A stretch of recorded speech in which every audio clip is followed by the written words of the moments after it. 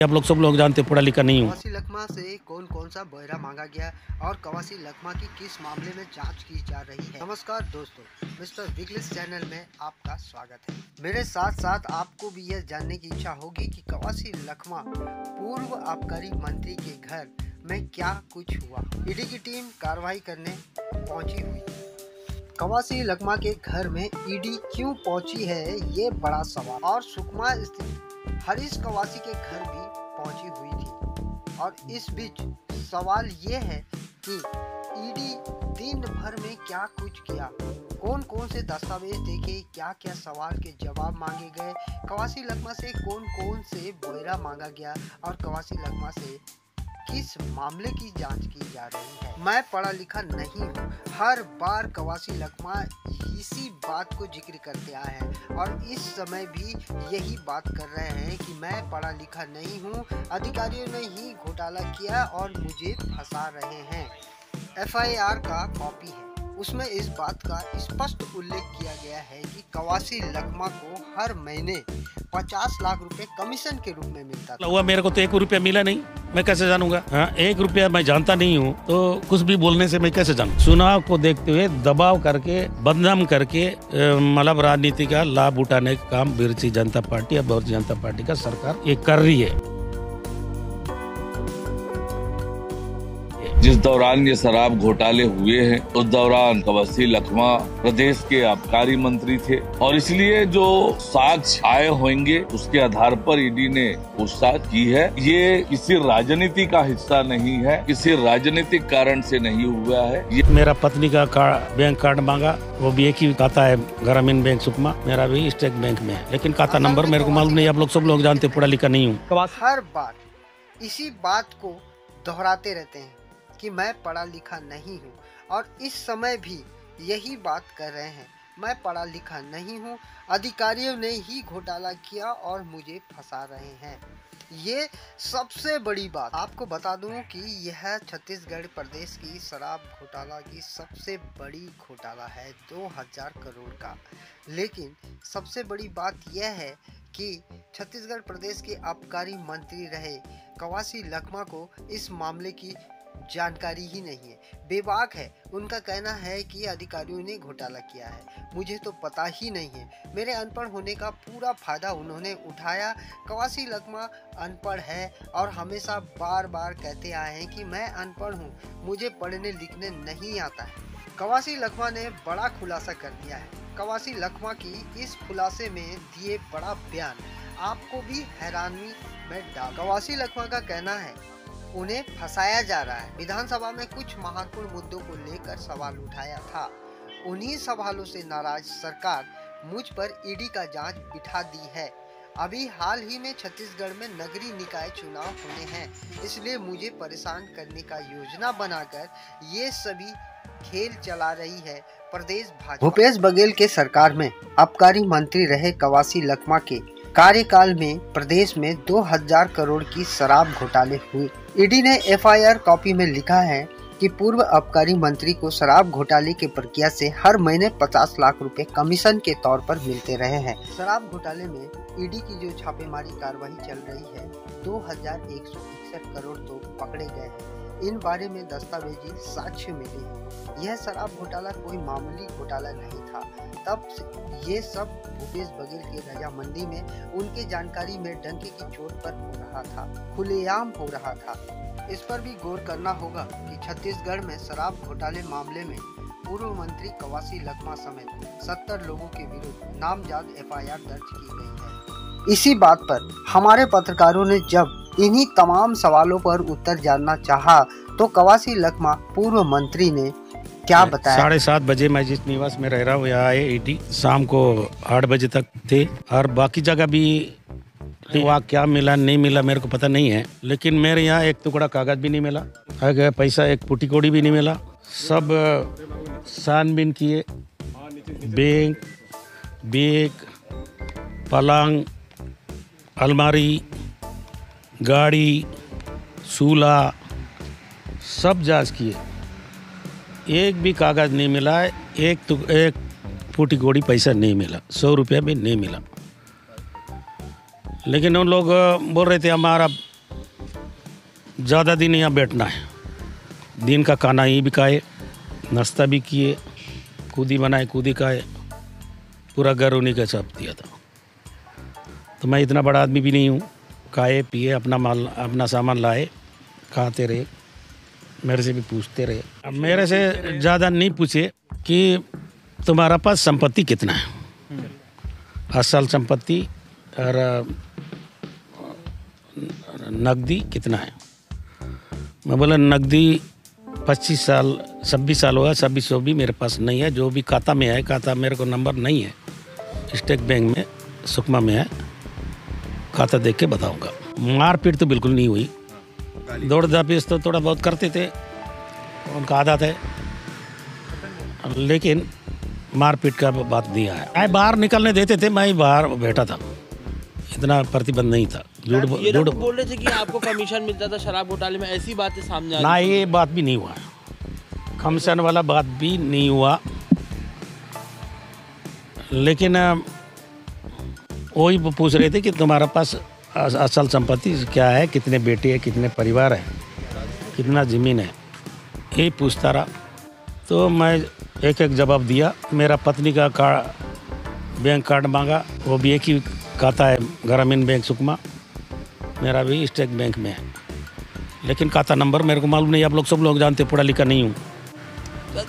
उसके बाद 2 दिन के बाद हमारा छोटा सा पेट्रोल पंप बेटी के नाम से गादीरास में खुल रहा है, वो ज़मीन थोड़ा सा लिए थे मैं मंत्री बनने के बाद, 1 एकड़।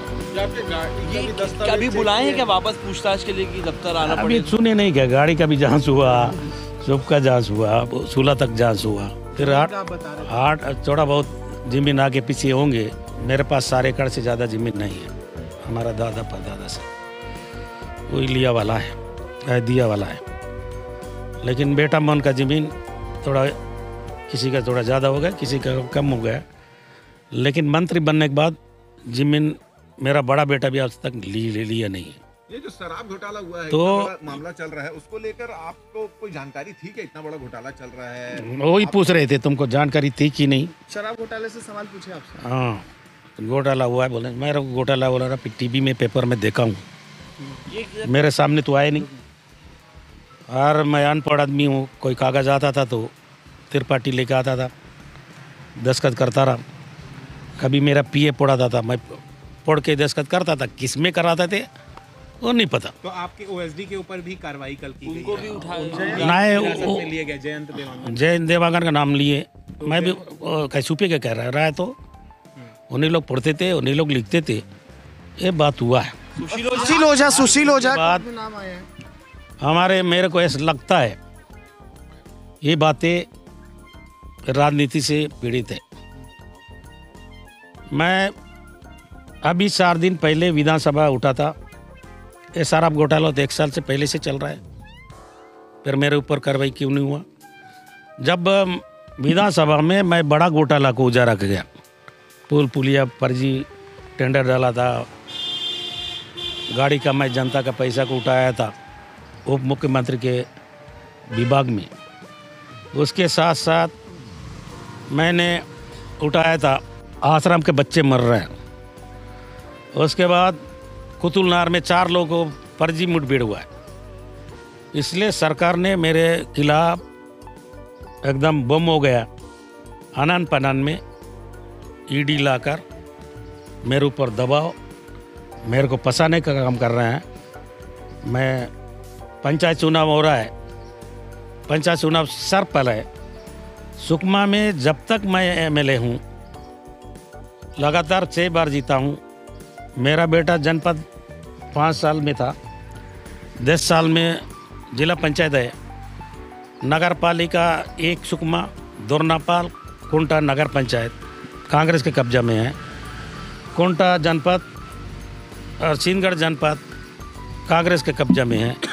इसलिए चुनाव को देखते हुए दबाव करके, बदनाम करके, मतलब राजनीति का लाभ उठाने का काम भारतीय जनता पार्टी और भारतीय जनता पार्टी का सरकार ये कर रही है। मेरा सीधा आरोप है। आप क्या कर रहे थे जब ईडी की रेड पड़ी? तो आप क्या कर रहे थे? आपके घर उस समय क्या मतलब? मैं ईडी का रेड पड़ा था, ही बैठा था, 7 बजे तो आए, मैं यही सुबह बैठता हूँ।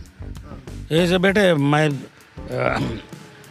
2 गाड़ी इनोवा गाड़ी आया, वो खड़ा हो गया, मैं खड़ा हो गया तो दोनों गाड़ी आ रहे हैं, कैसे सुकमा से आ रहे होंगे, मेहमान आ रहा है सुबह। तो जैसा गोरा गोरा आदमी आया, गेरो गेरो गेरो गेरो गेरो फटाफट उतरे, इधर उधर गिरने शुरू कर दिए।